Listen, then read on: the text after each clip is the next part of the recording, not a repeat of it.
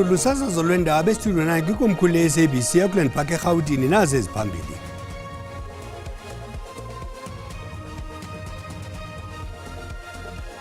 It gives way too much power to the minister herself, and then the minister can now go and apply racial quotas. iDA icela umngeni umthetho osihlomelo olungelaniso kwiindawo zengqesho kwinkundla ephakamileyo yasePitoli. It slowly degenerated where emojis were used to either convey sexual acts or indicate sexual emojis. ingcali yophando ephononwa ngemiyalezo yeselfoni phantsi kwamongameli wejaji eMpuma Koloni uJaji Selby Mbenenge kunye noAndiswa Mengo ifumanise ukuba incoko yabo yaqala ngomfutho womsebenzi yaphela inento yokwenza nezinto zesondo. Xa besixesha ukuza nexesha likuxabise njengesiqhelo ngeli xesha kwelijelo lezindaba uxolo manibenani. iDA icela umngeni umthetho osihlomelo olungelaniso kwiindawo zengqesho kwinkundla ephakamileyo yasePitoli. ithi lo mthetho osihlomelo uyacalucalula awunabulungisa kwaye uza kuba nefuthe elibi kumawakawaka emisebenzi. Inyathelo lomthetho leDA lifumene ukugxekwa kwiinkalo ezininzi kuquka iqhugula le-ANC epalamente nelithi elinyathelo libuyisela umva umqelo ohanjwe lilizwe ukuphumeza umakulingane kuluntu. Ngaphesheya kumthetho osihlomelo ochazwa ngokuba ujolise ekulungiseni intswelabulungisa nocalucalulo ngokwepala nesini phakathi kwemiba eliqela kwindawo zengqesho. Isithethi se-DA uVilly Ocamp ethetha ngaphandle kwenkundla uthi lo mthetho osihlomelo ngokwendlela oyiyo awuncedisani unika amagunya agqithisileyo umphathiswa ukuba amilisele imithetho ecalucalulayo ngokwepala kube khona abantu abacinezelekayo ngokwengqesho kuba bebaninzi kuloo ndawo. Give too much power to the minister herself, and then the minister can now go and apply racial quotas based on a geographical spread of a national proportion onto specific areas in this country. So if you look, for instance, at KwaZulu-Natal, if this act is going to be implemented, it will make it impossible for an Indian person in KwaZulu-Natal to obtain a job in a company that has got more than 50 people, because due to the fact that a national geographic spread is going to be applied there. And the same goes for colored people, for example, in the Western Cape. Uhambise wathi imithetho emiliselwe kwixa edlulileyo khange isebenze ndaweni yoko kwande intswelangqesho uthi kuninzi okunokufundwa kurhulumente we-DA eNtshona Koloni ngokwezengqesho nemisebenzi. Go and have a look at what the Democratic Alliance is doing in the Western Cape. There, the unemployment rate is much lower than anywhere else in the country because we are enabling the private sector to thrive. Ngaphakathi enkundleni iDA ixambula ithi what it does, the significant difference is it now does not break it up into coloured, Indian, black, as you will see. It simply says designated group. And that covers all of them.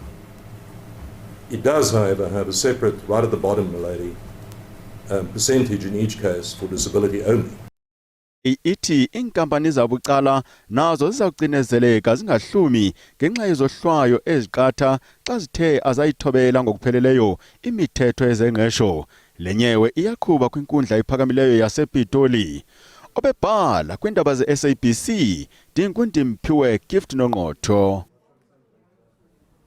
Inkonzi yesikhumbuzi yamapolisa amathathu nemizimba yayo ifunyenwe kumlambo iHinops Centurion ePitoli ngolwesine ibanjelwe eBobbies Park eBloemfontein eFreystata. Umkomishinala jikelele wamapolisa uNjengelefane Masemola nenkulubaphathiswa yaseFreystata unkosikazi McQueen Letsuha Mathai bayizimazile le nkonzi yokugqala emswaneni kukhunjulwa abanqawa iphuzwa abangasekho kweli magadi ahlaba ngameva nenkunzana.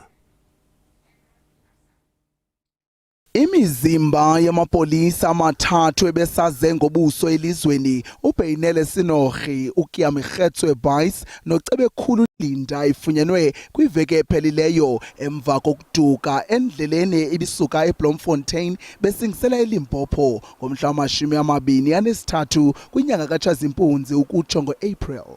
Umalume kaCebekhulu Sipho Linda uphefumle kwijelo lendaba le-SABC ngelithi xa kungoku ubunzulu benhlungu yokunqanyulwa kobomi balamagosa amathathu ezesipolisa iyavakala. Ezintsapho zibopha amabande kangangoko ukubophana kweli nxeba lixexayo logama isisiganeko singaginyisi mathe kwaphela. We still have questions. You know, we have questions because at first this was reported as a hijacking or kidnapping. Then we were told, no, it was an accident. And the way the accident happened, we believe it was an accident. But what led to the accident? That's what we want to know. What led to the accident? Because knowing my son, he was very careful. I mean, he wouldn't drive from Bloemfontein to the scene if he was negligent, you know. And why was he driving on the far left? And then there were questions, or there was talk about the car capsizing before it landed into the river. What led to that? And if the car capsized, I mean, somebody must have seen it, you know. So we still have questions. Ukanti ke kulamapolisa amathathu ohlukene inyama nomphefumulo ngesaquphe amabini ebeneminyaka engama-24 kambe ke omnye eneminyaka engama-20. Intsapho ezizile neenhliziyo ezingamahlwili zithi zinethemba lokuva iinkcukacha ezithe vetshe kwabakantsasana ngesisehlo. Ndimlo Lilitha Ntsundwani kwiindaba ze-SABC. Ukanti-ke lemifanekiso kokuqhubekayo phaya eBloemfontein. Ingcali yophando nencutshe yomthetho kulwimi ephonononge imiyalezo yeselfoni phandu kamongameli wejaji eMpuma Koloni ujaji Selby Mbenenge kunye nomabhalane wejaji uAndiswa Mengo ifumanise ukuba incoko yabo yaqala ngomfutho womsebenzi kodwa kamva yajika xa besebenzisa nodoli yaqolathi imiyalezo nento kwenza nezesondo. Lungene kusuku lwesibini namhlanje uvuyo lesimangalo sikaMengo sokuncwaswa ngokungafanelekanga ngujaji Mbenenge noluqhubayo eGauteng. Lengcali uGqirha Zakira Dukrat lingqina lesibini ukukhwela emkhumbini kweliqonga liphonononga kuziphatha kwejaji malunga nezityholo zokungcuthekiswa ngokwezesondo ezityatyekwa lejaji iphezulu eMpuma Koloni. Ubungqina bukaGqirha Dukrat bujoliswe ekunikeni umongo nokuthethwa ngabanodoli babencokola ngohlobo lwabo ujaji Mbenenge nonkosazana Mengo. If I can put it like this, the tone of the conversation between the two parties? You could. And what did you find? It started off from the text messages right at the beginning in a very professional, courteous, respectful manner. Sometimes on specific days, that's how most of the days started, with a work-related discussion or in a respectful tone and manner. And then it slowly degenerated where emojis were used to either convey sexual acts or indicate sexual emojis, how emojis were used as for a sexual nature, in a sense. Namengo utyhola ujaji Mbenenge ngokumxhaphaza ngokwezesondo ngethuba bedibana buqu kunye nencoko yabo nge-cellphones phakathi kukaJune 2021 noNovember 2022. Eliqonga loviwo lisaqhuba.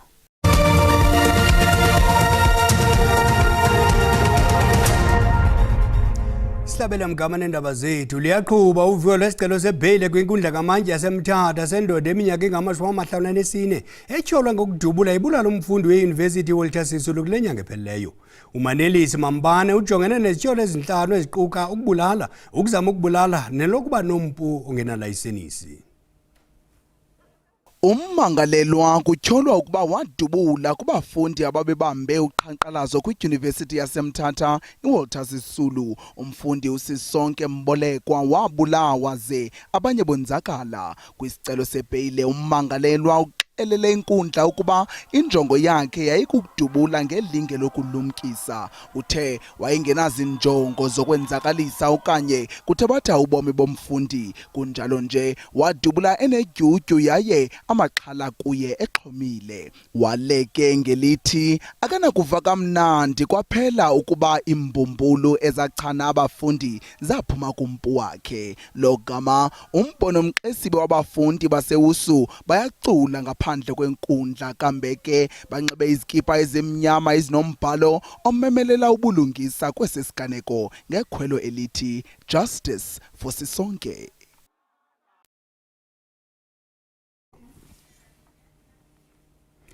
Owayesakuba inhloko yejaji kwangusihlalo wekomishoni yophando ngokubanjwa kwaRhulumente ngoBhongwana uJudge Raymond Zondo ubonakala engonwabanga kungabikho kwenkqubela phambili ekuphunyezweni kweziphakamiso zekomishoni wayeyichophele. uJudge Zondo bethetha kwingqungquthela yamazwe awayesakuba ngamathanga iCommonwealth neyeshumi elinesihlanu yenhloko zearhente zokulwa urhwaphilizo eAfrika ebanjelwe eKapa. Ingaba umlo worhwaphilizo eMzantsi Afrika uyasebenza ingakumbi ngoku kunangaphambili kwikomishoni yokubamba urhulumente ngoBhongwane. Eso ibisisihloko sentetho kaZondo kule nkomfa evakalisa ukuphoxeka kwakhe kumlo worhwaphilizo epalamente. I've chosen this topic for my address because this conference comes at the right time for us in South Africa, as it comes about 6 weeks before we complete 3 years since I handed over to the President of South Africa on 22 June 2022, Part 6 of the State Capture Commission's report, which was the final installment of the 6 installments of the Commission report. uZondo ukwahlabe ikhwelo ngendlela zokuziphatha kwinkokheli. Have decisions been made to ensure that more than before we are going to have a strong and effective procurement regulatory framework? Because in my view, more than 70% of corruption in this country, serious corruption, takes place in the area of procurement of goods and services by the state. uZondo uthi ubuncinane bomyinge ka-70% kwezorhwaphilizo wenzeka kushishino norhulumente kwaye uphinde wagxininisa ukuba inkqubo yokushishina norhulumente kufuneka iqiniswe. The first chapter is a chapter that we must work to close and never reopen.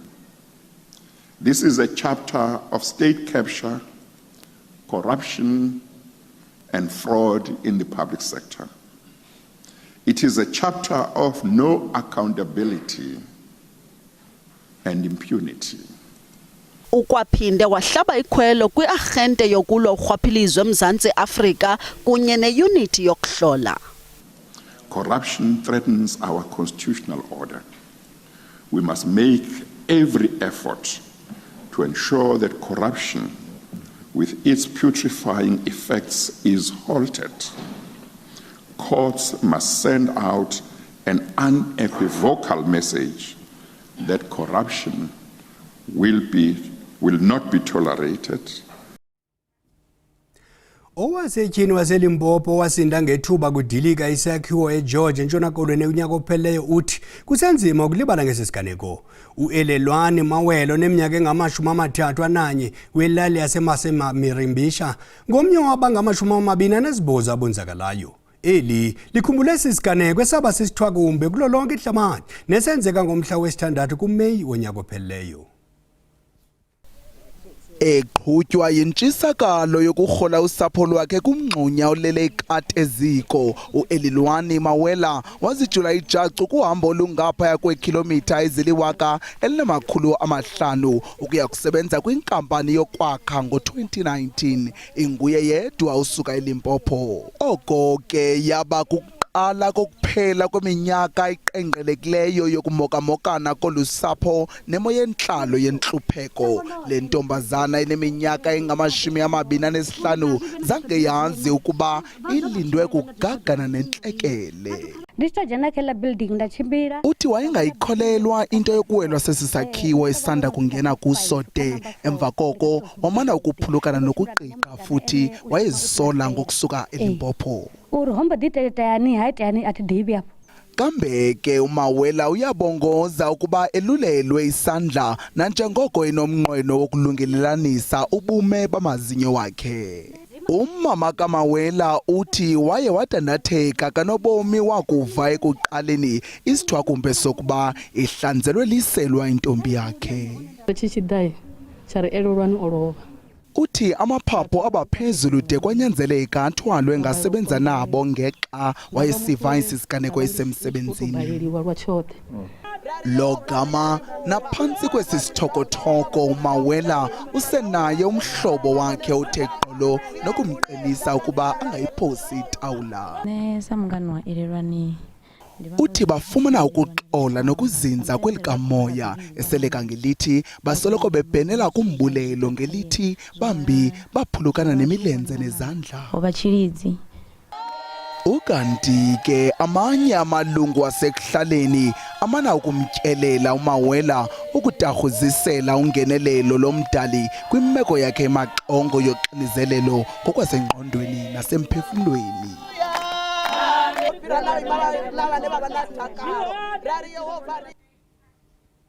Yenzi kwisithili saseVembe eLimpopo inyule kwakhona uChitereke Mathimbe njengosihlalo walommandla.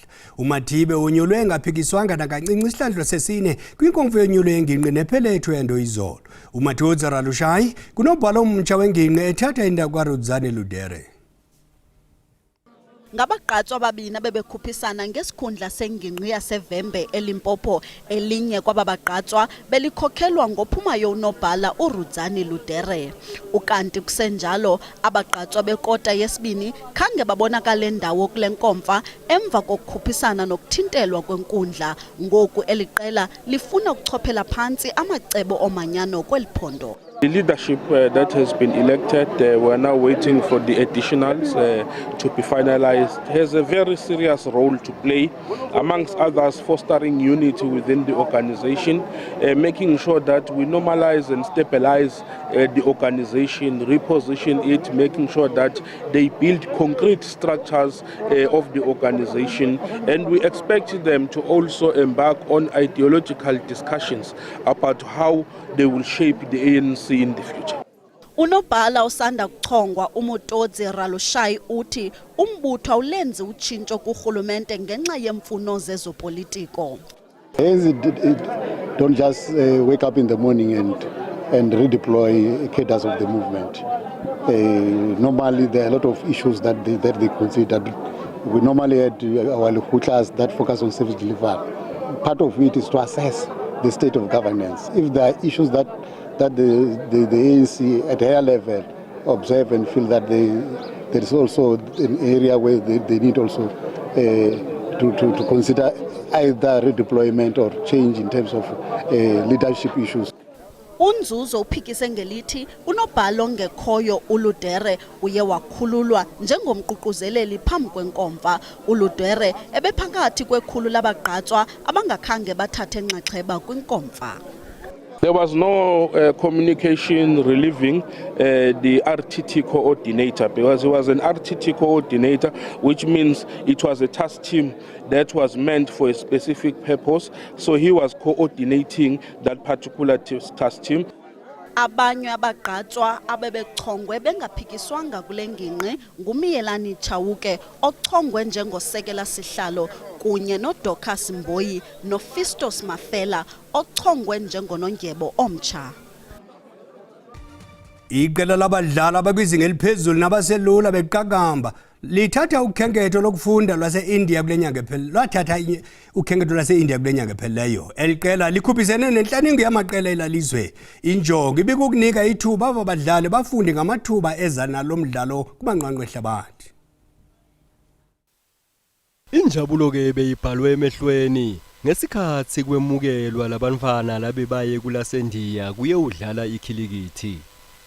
Imindeni yabo kanjalo nebangani bebakhona esikhumulweni setindiza eKempton Park batewumukela letihlabani tabo baceceshi babo batishaya sifuba. During the week we took the top performers, and even in India we took some performers. We had man of the matches for every match. We had the best bowler, best batsman.